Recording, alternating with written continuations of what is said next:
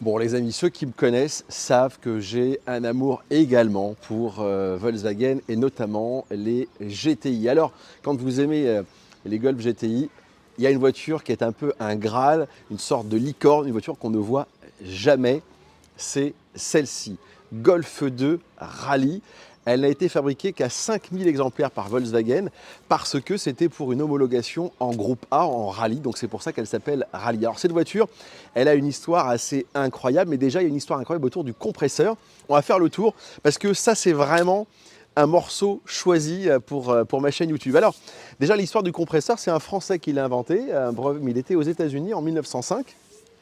Et l'une des premières marques qui va vraiment démocratiser le compresseur, c'est Lancia, avec notamment la Delta S4, avec un mélange de compresseur et turbo en compétition. Et Volkswagen, eh bien, quand ils veulent lancer cette version pour la compétition, ils se disent, c'est la grande mode du turbo dans les années 80, et ils se disent, mais bon, nous on est Volkswagen, on veut de la fiabilité, on veut un truc extrêmement robuste, et ils s'orientent vers le compresseur. Et le premier galop d'essai chez Volkswagen avec la technologie du compresseur, eh bien, c'est la Polo, qui est présentée au Salon de Francfort 1985 avec la G40. Sur la Golf, eh bien, il va y avoir un petit prototype qui va être fait par Volkswagen Motorsport. C'est en 1900, c'est fin 88. C'est sur une base de Golf 2 5 portes avant le restylage, donc avec les petits pare-chocs.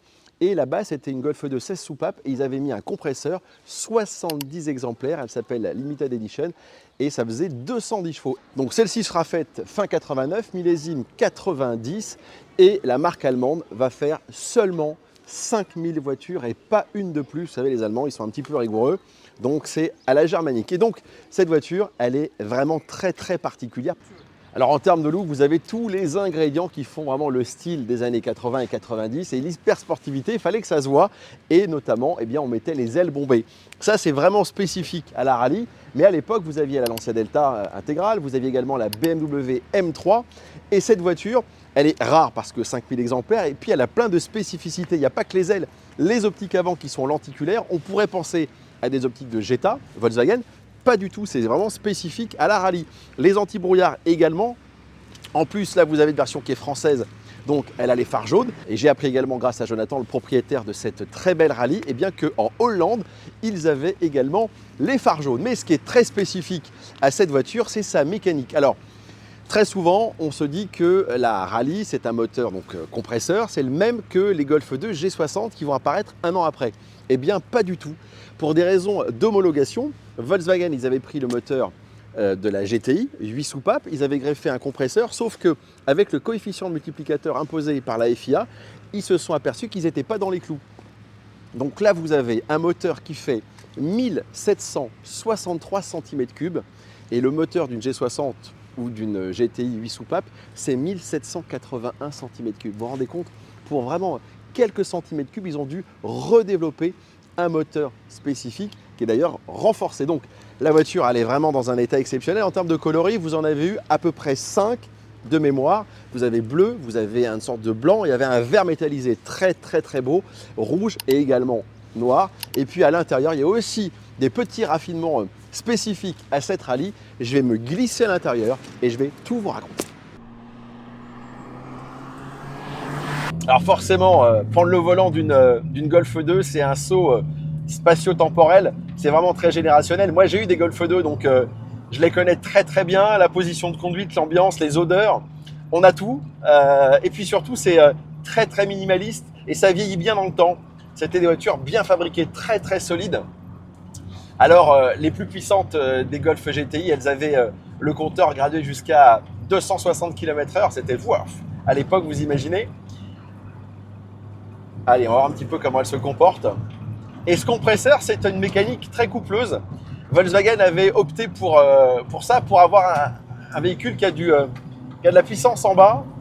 Et c'est des moteurs qui ne s'essoufflent pas. Voilà, donc le compresseur, c'est une bonne technologie.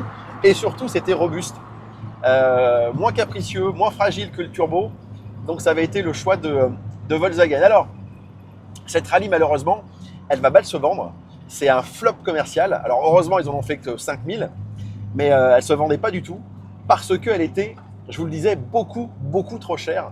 Il faut savoir qu'en 1990, le prix au catalogue, c'était 195 000 francs. 195 000 francs, si vous remettez Dans la même période, eh bien, le SMIC, le salaire minimum, c'était 5 000 francs par mois.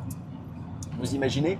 Donc un type qui gagnait 5 000 francs par mois, autant vous dire que il n'envisageait même pas d'acheter une voiture à 195 000 francs, ce n'est pas possible. Et puis si on la compare par rapport à la G60 qui, elle, va arriver un an après, eh bien, elle valait 60 000 balles de plus, 6 briques en plus. Donc c'était vraiment trop cher. Et voilà, elle ne s'est pas bien vendue. Alors après, en termes de performance, là aussi, elle était handicapée pour son poids. La voiture fait 1190 kg. Alors aujourd'hui, on rigole. On se dit c'est super léger. Non, pas en 90. Vous prenez une Golf GTI 16 soupape, ça faisait 960 kg et ça faisait 139 chevaux. Donc c'était pas beaucoup moins puissant et il y avait beaucoup moins de poids. Et même une G60, qui n'était pas une 4 roues motrices, eh bien, faisait 110 kg de moins qu'une Rallye. Et la Rallye, c'est pas vraiment une vraie 4 roues motrices. Je m'explique. C'est un système synchro chez Volkswagen, donc c'est pas le système quattro de chez Audi, où là on avait vraiment un système 4 roues motrices permanent, surtout dans les années 80. Mais là vous aviez une traction avec un différentiel, le système Aldex, qui permet de balancer de la puissance aux roues arrière quand vous avez une perte de motricité à l'avant. Et en fait, ça synchronise, d'où le synchro, le train avant et le train arrière. Donc c'était bien, mais c'était pas aussi efficace qu'un vrai quattro ou une vraie 4 roues. Donc voilà, trop de poids, trop cher, un système un peu mi-figue, mi-raisin, mais on s'en fout. Aujourd'hui, c'est une vraie rareté, c'est un vrai privilège de l'essayer. Et c'est un pur bonheur. On va aller voir Jonathan, qui est le propriétaire de cette très très belle Rallye. Et lui, il est complètement dingue de Volkswagen. Et je pense qu'il n'est pas le seul. Alors je vous en parlais dans la voiture, c'est Jonathan qui m'a prêté cette Rallye. Déjà merci, parce que moi c'était vraiment un kiff. Tu sais, ça m'a ramené à plein de souvenirs personnels. Alors j'ai jamais eu de Rallye, mais j'ai eu des Golf 1, des Golf 2. Donc quand tu montes dedans, Ouais. c'est très générationnel. Et puis toi, voilà, il y a un Corrado également. Ouais.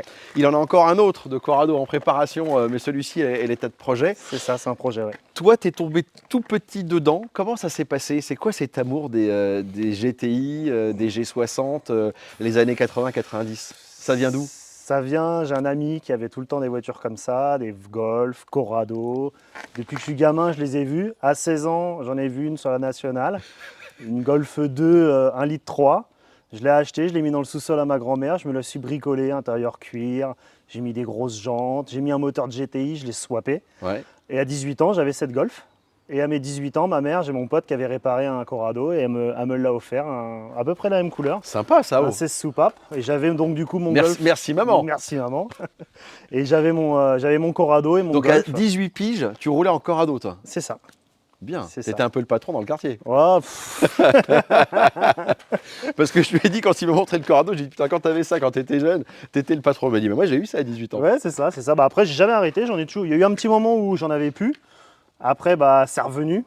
C'est revenu, j'en ai C'est racheté. quoi? C'est un virus? Comment Je sais pas, on peut le ouais, qualifier, on ce aime truc-là? ça, on aime ça. J'ai eu comme je t'ai dit tout à l'heure, j'ai eu un Audi RS4. J'ai revendu la RS4 pour me payer celle-ci. Et La Rallye, c'était un rêve, parce que ça, c'est rare. Ça, je le disais, on n'en voit jamais de ces caisses. on n'en rêve pas. C'est plus, on a envie d'avoir le Graal.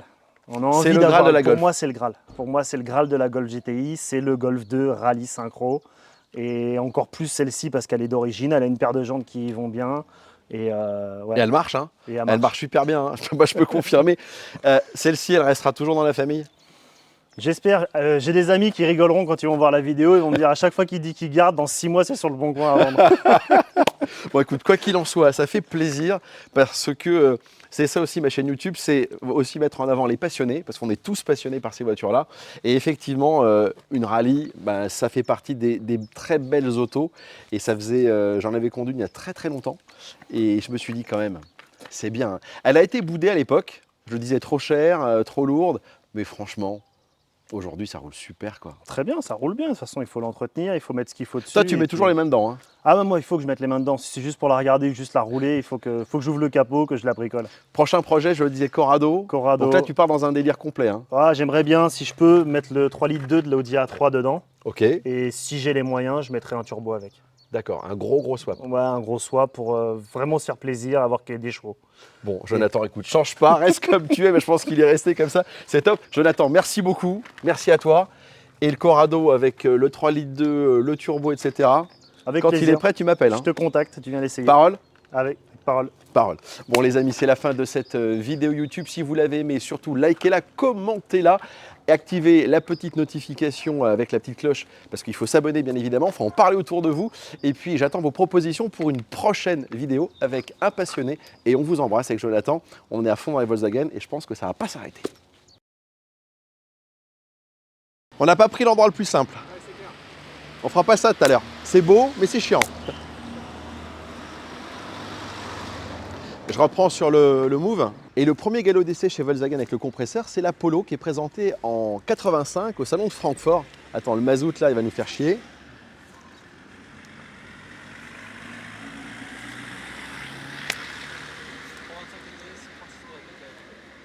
Mais ça, c'est pas mal, hein. C'est robuste, ça. Hein. Attends, on laisse passer le HDI. Et ils se sont tous donné rendez-vous maintenant ou quoi? Comment ça se passe?